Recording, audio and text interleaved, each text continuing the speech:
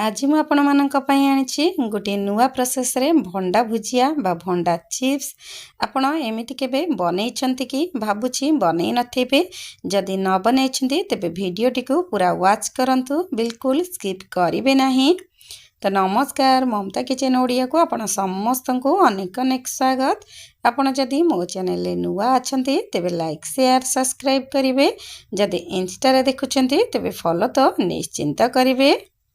देखिबाकू जेतिकी सुंदर खाइबाकू मध्य सेतिकी स्वादिया। एबे चलंतु देखि नबा आज रही रेसिपी। आज रही रेसिपी बनाइबा पई मु एठी भंडार गोटे फाळ नेछि, जेहेतु गोटे बड़ साइज रो भंडा अछि सेति पई गोटे फाळ मु नेछि। तो प्रथमे कौन करबा ना, भंडार मंजी को बाहर करि नबा एवं ता चोपा को भल भाबरे छड़े की मु एमती धोई की गोटे प्लेट रे रखि नेछि एवं एमती छोट छोट पीस करके नेई आछि। तो आपण एठी कौन करबा ना, जो भंडा को काटी की रखि थेबे एई भंडा को आपण एमती ग्रेट करि नेबे। पतला पतला करके आपण को एमती ग्रेट करबा को पड़िबो। देखंतु मैं एमती किछि करके रखि नेछि।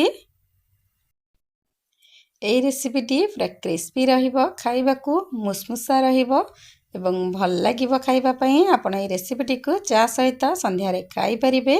तो एई भली भाबे म एमती ग्रेट करके रखि नेछि। तो एबे कोन करबा ना, एबे एठी मु 50 ग्राम रु टिके अधिक अछि एठी मैदा नै जाइछि। सेमिति सेई सेम मेजरिंग कप रे मु एठी कॉर्नफ्लोर नै जाइछि। एबे कॉर्नफ्लोर मैदा को मु से भंडा रे देई दीछि।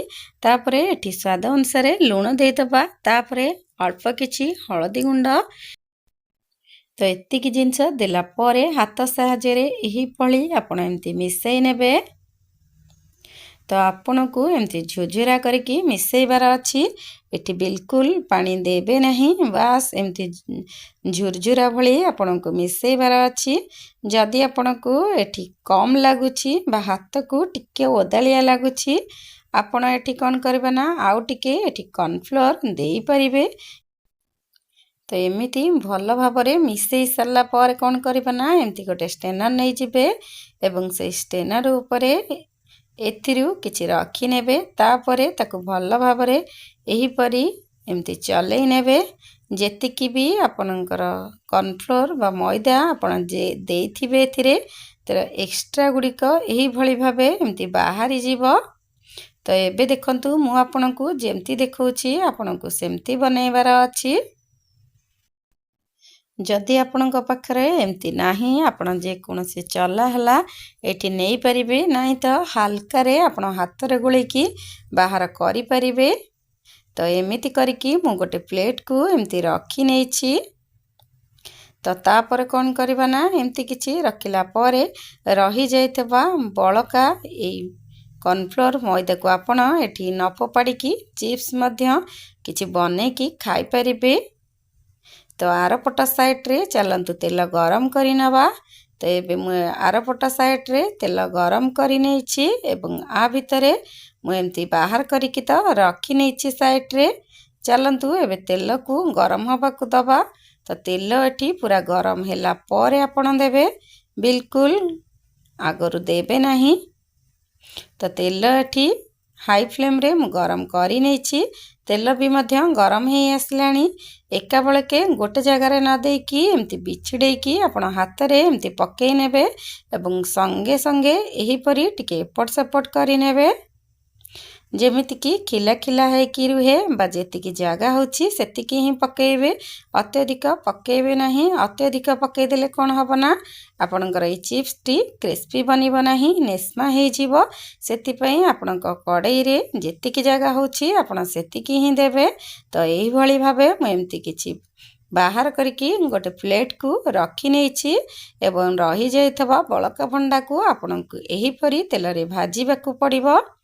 तो आपण गैस रो फ्लेम को हाई रे रखिकी भाजीबे एवं एमती गोल्डन ब्राउन कलर हैला पर्यंत एमती एपट सेपट करी भाजी नेबे। तो एठी आपण गोटे जिंस ध्यान रखिबे, बेसी लाल करिवे नाही। बेसी लाल करदेले बा पोड़ी देले यह पिता लागिबो खाइबा पई, बिल्कुल भल लागिबो नाही। तो आपण जे पर्यंत भंडाटी क्रिस्पी न हो जाइए सेमिति एपट सेपट करी तेल रे भाजी नौथिबे। जेतेबेले लागिबो जे क्रिस्पी हेई आसलाणी सेतेबेले आपण गोटे प्लेट को बाहर करि नेबे। तो एबे सबु भंडा को एही भली मु तेल रे भाजी की रखी नेछि। तो एबे कोन करबा ना एठी मु 50 ग्राम भली नै जाइछि किछि बादाम। तो बादाम को से तेल रे एमती देकी भाजी नबा। तो जाली ऊपर मु एमती बादाम को रखी नेछि एवं गैस रो फ्लेम को मीडियम रे रखिछि। बादाम को भल भाबरे एही परी 2 ରୁ 3 मिनिट भल भाबरे भाजी नेबे। तो बादाम जेहेतु एबे हेई आसलाणी तो एबे चिप्स रे बादाम को एही भली भाबे एमती देई देबे। तापर कोन करबा ना एठी 3 ରୁ 4टा सुखिला लंका किछि भुरसंगा पत्र को देकी एही भली भाबे तेल रे भाजी नेबे। तापरे भुरसंगा पत्र एवं सुखिला लंका जेतेबेले भाजी आसीबो सेही भुजिया रे आपण नेकी देई देबे। तो ये सब को देला परे हल्का रे टिके एपट सेपट करि नेबे। तापरे कोन करबा ना लास्ट रे आपण एठी गोटे बड़ा चामच दे देबे चाट मसला को देकी भल भाबरे मिक्स करि नेबे। तो आपण एही भले थरे बनै की देखंतु देखिबे खाइबा पई तो बहुत बढ़िया लागिबो। आपण बिल्कुल जानि परिबेनी जे भंडा रे बनिछि बेली। तो आज रही भंडा भुजिया बा भंडा चिप्स रेसिपी आपणकर प्रस्तुत हो जाइछि। तो लास्ट रे आपण एठी कोन करबा ना आपण जो सुखिला लंका को भाजी के देई देबे ताको हाथ रे एम्ति मक्ची नेबे एवं गोटे बड़ा चामच एठी चाट मसला को देकी भल भाबरे मिसई नेबे एवं खाइबा को देई परिबे। आपण ए रेसिपी को चा सहित खाइबे देखिबे बहुत बढ़िया लागिबो। तो आज रही रेसिपी आपन को केमती लगिला आशा करुछि भल लागिथिबो। जदि मोर ए रेसिपी आपन को भल लागिछि तबे लाइक शेयर सब्सक्राइब करिवे एवं ए रेसिपीटी आपन को जदि पसंद आसेछि आपन को अनुभूति निश्चित मो सहित शेयर करिवे। तो आज पई एतिकी मो आ गोटी रेसिपी नै कि आसीबी से पर्यंत रहिली नमस्कार।